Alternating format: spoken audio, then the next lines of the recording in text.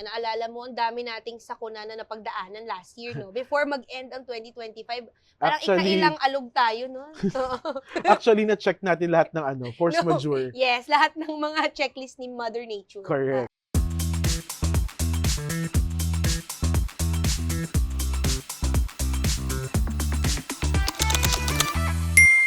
Hi everyone, welcome back to another episode of The After Shift.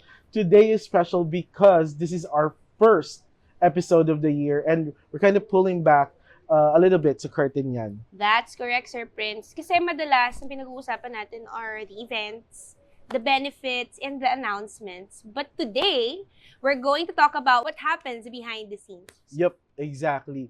We're going to be discussing employee care. How do we ensure that our team members would feel that they are supported, that we really care for them, you know? Not just of the benefits that we do, but on a day-to-day basis or a day-to-day operation in cadence. Yes, and let's talk about in general kung anong ginagawa ng BPO companies to support their people. Yes, kasi at the end of the day, employee care is one of the reasons why our team members stay sa organization, yes, right? Yes. Medyo papatagalin pa ba natin to, no? So, Hindi hindi na. na. When we say employee care, for you, ano ba talaga yun? Employee care, I guess, is not just about the benefits, no? Yeah. It's not just about the salaries or something that is viable that you can see. Yeah. But sometimes it's something that people feel because that's what the organization is doing. Yes. So that they would be able to experience and feel what, malasakit is all about or what true employee care and genuine care is all about. Sometimes it might be related to the support, the programs that we have in the organization, such as things for mental health, career growth, work-life balance, and just everyday support. Yeah, and I think it's in general, it's just the feeling of being heard. I think that's really the main point of employee care. Being heard and being supported. I just also want to share with you, Yan, that if there's some things that Transcom naman did, to ensure that the very core of each employee, they have access to Transcom leadership, or they have access Announcements and anything. Announcements, support, and assistance. There's what you call T-Buddy. Yeah, it's the app. It's a Transcom app, right? Correct. It's called T-Buddy application. And can you share, Sir Prince, what does it offer? It started in 2019 or 2020, wherein our leaders wanted to ensure that our team members will not need to open a laptop or a computer email or look for emails just to look for a specific announcement and whatnot. They wanted to ensure that our team members would have access to all the information. And it's easy for our employees to access such announcements or updates, right? Yep. And the best way to do that is through an application. So what we do is that we created, or Transcom created, like an application called T-Buddy, as what we have mentioned earlier, and it's all about employee information. They can access everything, such as government updates. Correct. Or updates about the things that the organization is doing for them. Yeah. But employee care is something that is also embedded in our T-Buddy system or T-Buddy app. There's what you call HRSOS. So if, for example, our team member experience a family matter or family problem, or personal matter actually, aside from that, health concerns, mental health concerns, they can actually tap tap the HRSOS, and it will be routed right away to an HR professional or HRBP team who will ensure that within a few hours, sometimes minutes lang, nag-reach out talaga sa kanila to ensure na yung kailangan nila is something that we will be able to assist with. Yes, and also another thing as well is Transcom also extends its care to its people, not just to the benefits and to the salaries, but also to check lang kung ano ang mood mo today. Agree. Correct? Naalala ko, before nagulat ako na parang, why does this app requires me or ask me to share yung mood ko, correct? So, for example, when you open the application, it kind of asks you, what are you? Sad ka today at kinik mo yung SAD, automatically, it will be routed Routed to to- our HR partners. Yes. And they Of will course. intervene, right? They will check on you. How Not are just, you? yeah, yun yan. Not just sad, but also worried, Angry. angry. May mga days talaga na mainit yung ulo. Mainit ang ulo natin. And if, for example, that's something that affects the wellness or the mood of the person on that specific day, so what we do is that we reach out to the supervisor, or we directly reach out to the To the team employee. member, to the employee, to ensure that whatever is their concern is something that we or in Transcom can assist them with. Parang meron silang mapagsasabihan, no? So it's a nice feature as well. Dahil nandun tayo sa T-Body, we hope to our employees na nakapag-download Kaya, at na-utilize nyo yung T-Body yung because T-Body app it is nyo. very important. So, syempre, yun na yun, Sir Prince, yung HRSOS, yung moods mo for the day, yung check-in, no? Tama ba? Yung check-in? Yep, the Daily check-in, the daily right? check-in. But also, there's another feature because I don't know if yun nga, naalala mo, ang dami nating sakuna na napagdaanan last year, no? Before mag-end ang 2025, parang Actually- ikailang alog tayo, no? Actually, na-check natin lahat ng force No, majeure. Yes, lahat ng mga checklist ni Mother Nature. Correct. So, meron tayong vulkan. may baha, May baha. may May bagyo. earthquake. So, Yun. halos lahat pinagdaanan ng Bacolod site. Yes. Something that I could share also, when bagyong Tino. hit Visayas, a lot of us were severely affected. No, there are a lot of houses na talagang Ano tawag? Nilipad ng Nilipad ng aming team yung bahay. nilipad yung mga kisame Yes. kisame or yung bubong Kisame, nila. Yung bubong. Yung Yeah, bubong nila. part ako doon. Oo. And the good thing is, yun nga, papasok ulit si T-Body because, syempre, we still extend our care to our employees by checking on them. You just need to check or log in sa T-Body, open their application, and then right after, They will ask you. They will Yes. ask you if what's your current state. If Do you need help? you need help, Is your house severely damaged? damage. Yep. So what we do there, Yan, is that whenever you click on Mark Safe or whatever is your status, your HRBP team will reach out to you one by one.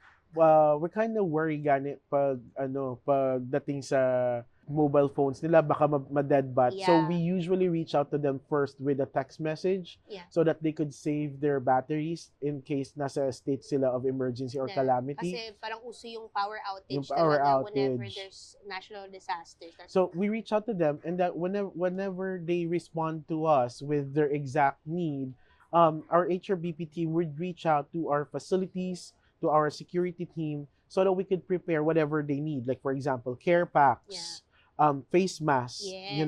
What else? If it's financial, we route them to Transcom Cares, Yes. our foundation. No, or sometimes we send things or send help. No, by opening our site to those na Gustong mag-charge. gustong mag-charge, gustong magstay. maligo. Oo. Aside from hindi nila alam na all hands on deck kayo, nagtatawag kayo, pag may mga nag-mark safe na, Nagko-coordinate. kailangan, nagko-coordinate, like pagpasok sa shift, tawag agad.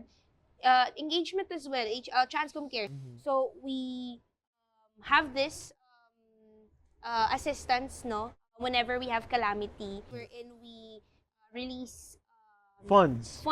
And not just that, no? Our communications team as well, under the team as well, under HR, we make sure that our employees are updated in terms of the current situation. Kasi sometimes, di ba, parang ngayong Lost sila. parang, I don't know if it's just me, pero parang sa generation ngayon, hindi na uso yung TV. Parang, ngayon kasi parang all gadgets na. So, our communications team are also there to keep you posted, to keep you informed. Aside from the assistance that you mentioned, yan, our leaders, Yes. no, all hands on deck All talaga hands sila. on deck. Parang hindi na And- natutulog. Correct. Correct. I can recall na parang every now and then, May parang every nagchat. 2 to 3 hours may call. May call din To ensure discuss. that lahat ng update with the current BCP call business continuity plans natin for by our risk employees, team. for risk team natin, all hands on deck din sila. Yep, they were able to decide right away that, hey, I think on top of the calamity assistance that we are giving out to our Extending. employees, we might really need to release a portion of Of our our 13th month pay, Yes, that's no, correct. pay, so that everyone will have Extra funds. extra funds or contingency funds Yes. as Bagyong Tino hit. And if there's something that I also recall during that time, yan, we opened our site because of the impact of Bagyong Tino. Almost 2 weeks or Yeah, almost a electrical month sa lines iban were were cut really, off. medyo matagal-tagal ang pag-return ng No, mga electricity electricity. Wala din silang tubig, wala silang kuryente. So that's when Transcom, decided to also open our site so that our team members and their family family members members, can actually stay within the site so that we would be able they can to charge. assist them sa pag-charge or Yes. makaligo sila Makaligo or sila. makarest sila because Yes. again, wala talagang kuryente at all or wala din tubig. Yeah, I think that those are the following items na hindi talaga nila Nakikita pero behind the scene, it was really a long and walang tulog na winding process. project and process. No? Yes, that's correct. So I think it's everything talaga that the Transcom offers to employees just for them to feel Feel that we care we care for them. Yup. Let's talk about our experiences naman. So, what are the small things that made you feel cared for as a team member, as an employee of Transcom? Sa experience, so syempre marami, no? I think it's not small things din. May mga malalaki talaga and it was really impactful. I think I can share one example. And yun nga, going back, it's not small. It's somewhat big, no? Syempre, as an employee engagement supervisor, POC, we facilitate activities. There was this time, I think that was last year. Baka maiyak ako dito. Charot. That was last year when I was in Manila and we were facilitating our mid-year events or yeah. activities. During that time, meron akong family issue na na-encounter while I was away. Actually, nag-cheer pa ako sa basketball noon sa sports fest. Then, I got a call from my sister informing me that my brother was in the hospital and it was a critical condition and we were asked to release funds. Siyempre, hindi naman natin hawak ang pera na gano'n. So, natulungan talaga ako ng Transcom through the PTO donation with the help of my colleagues as well because they donated Their unused PTOs. their unused PTOs. So basically, just for everyone's reference, they can donate their PTO credits, their unused PTO, yung hindi na talaga nila magagamit. Yep. And then all of the credits accumulated or na-gather mo as donations will be converted through cash. Baka hindi alam ng iba. Yeah, no? yeah, actually. It's in Transcom we call it personal time off, Yes, but or yung in leave. layman's term, yes, Leave those siya. are your leave credit. Transcom Cares assisted you right away. Yeah, to cover the financial aspects of the condition, no? And yun nga, being away from home, Manila to Bacolod. Actually, another thing as well is Transcom also offered me to go home na. Despite of me being in the middle of the activity. They offered me to, you can go home, you can be with your family. But then again, I still chose to stay. Then again, the support that they extended was something na malaki na talaga. So, I think that's one experience for me. And to think it's not small, it's big. Yeah. No? And luckily, my brother survived, so very good yun. But, Yeah. syempre, Sir Prince, I know, sa katagal-tagal natin dito, meron ka din.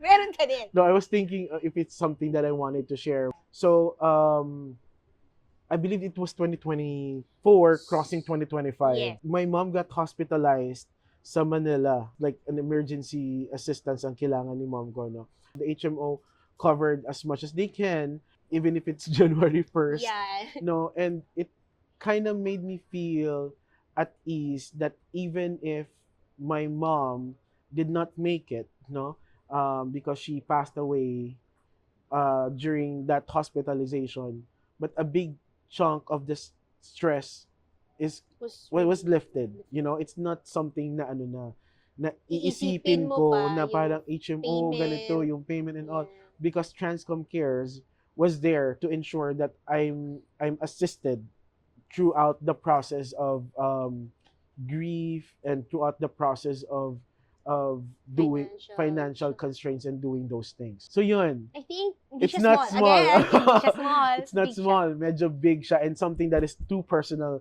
to for share. the both for Yeah, the both of just us, to share. no? Alright, medyo heavy yun, but I think we were able to Pull push it off. through. In Transcom, we already have, a solid and a strong Support system. or employee care programs, no? Yes. There's a connection between Transcom Cares, HRBPs, and our wellness programs. We also have our own In-house. in-house Yes. na mga wellness coaches. So we ensure that our all of our sites does have wellness coaches that our team members can have a one-on-one or face to Personal talaga. personal or Mm. face-to-face na conversation. Ready again. Because if the employees needs it, no, hindi mo na yun nga hindi mo na kailangan patagalin kasi it's something that we consider as well as an emergency. An emergency. Right? And we need to act on it agad-agad. Reason why we have those programs is because we can also help out employees to avoid burnout. burnout Kasi akala moments. natin yan, akala natin parang it's kind of normal for people to experience na may nakausap sila na irate and it wouldn't impact their wellness mood, or their mood yung, and the things that they do, no? Little did we know that nauuwi pala nila minsan.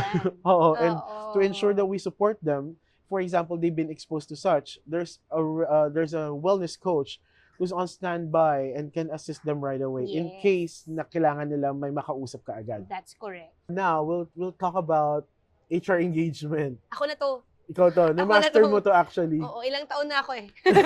Ilang taon ka na nag-engage Now on its yan. 4th year, we are conducting these sets of activities for them to feel na involved sila within the company, within the organization. Kahit maliit man yan, mid-range activities, or even the big activities. Oh yeah, the large-scale activities that we're doing, we're all doing it for them.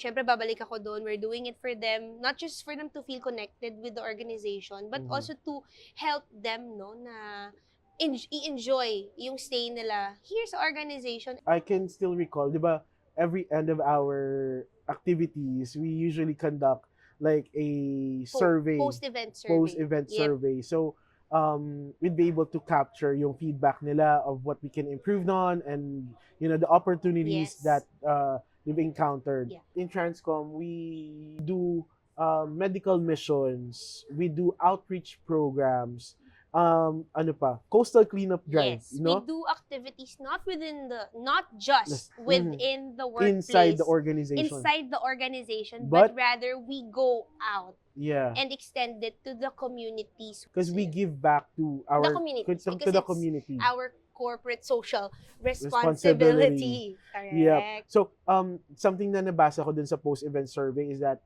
they made, they were not expecting na mako-connect pala sila. Yeah. These individuals na nakita natin sa first na they kept on joining because sa mga they were activities really natin. moved. Yeah.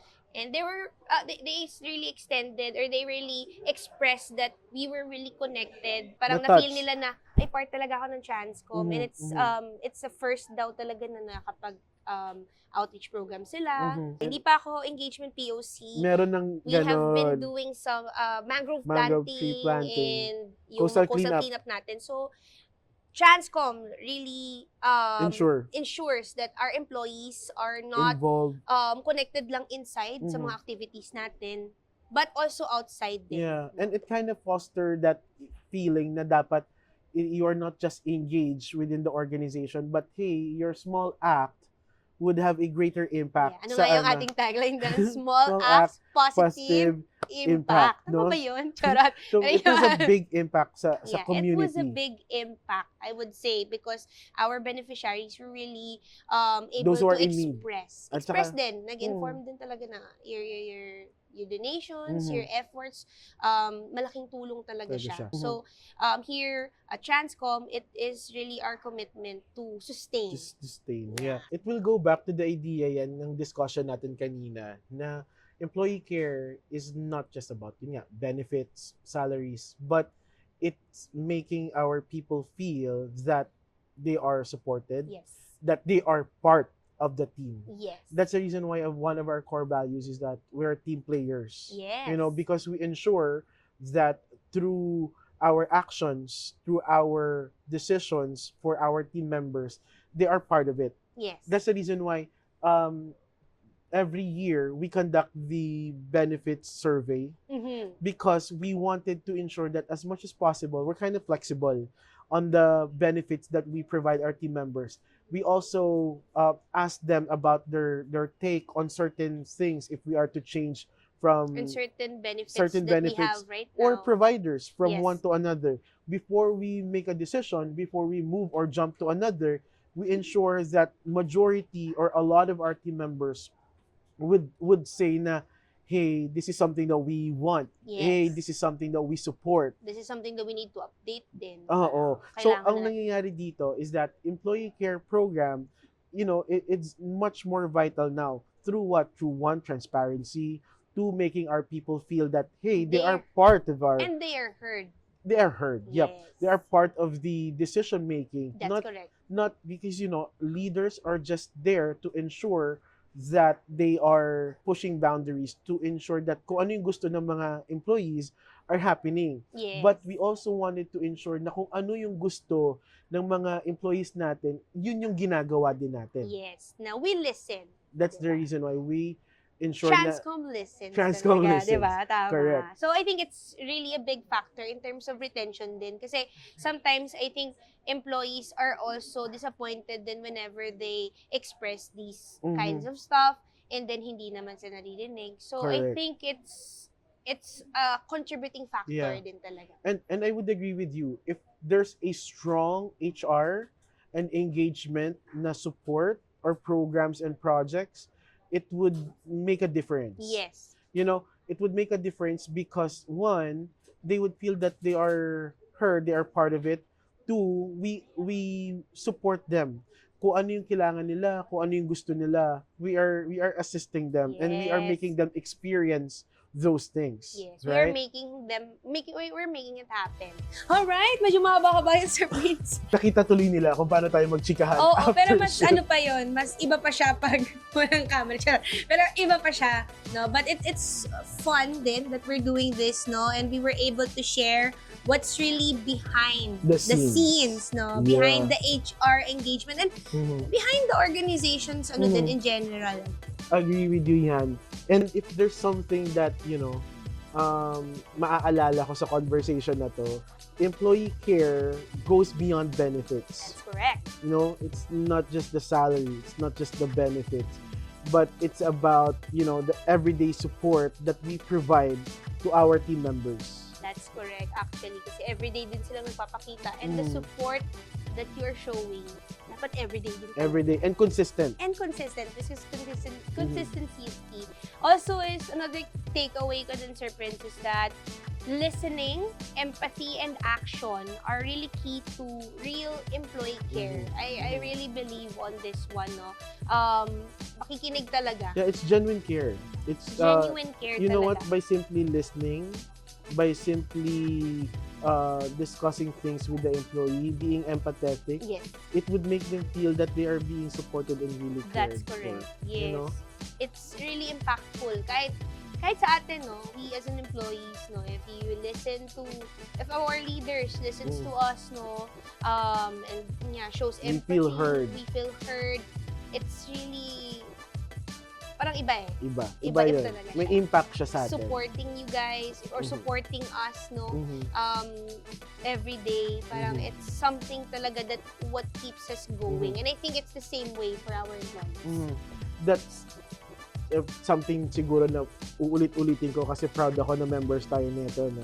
HR and engagement, work quietly. We are working behind the scene. Yes. Yeah, quietly, but we believe that it has an impact to our people. And that, at the end of the day, employee care is one of the things, no, or strongest reasons why people choose to stay sa mga organizations. And of course, sa mga taga-Transcom as well. Yeah, and na-feel din natin yun. Yeah, that's the reason why we chose to stay. Yes. For how many years already? I'm on my 8th year now. Ako, I'm on my 7th 7th year. year. So, I think we are one of the few examples of Of- how Transcom or how the organization truly cares for its employees. All right, we hope this episode gave you a clearer picture of what employee care really looks like behind the scenes. And if you're an employee, we hope this made you feel seen. So share your thoughts with us. What makes you feel cared for at work? Thanks for tuning in. If you enjoyed this conversation, share it with someone who might find it inspiring or helpful. We'd love to hear your thoughts too. And of course, stay tuned for more stories, tips, and kwentuhan here in The Aftershift. Okay na ba yun? Halika na. Tama na May yan. call ako. Tama na. Halika na.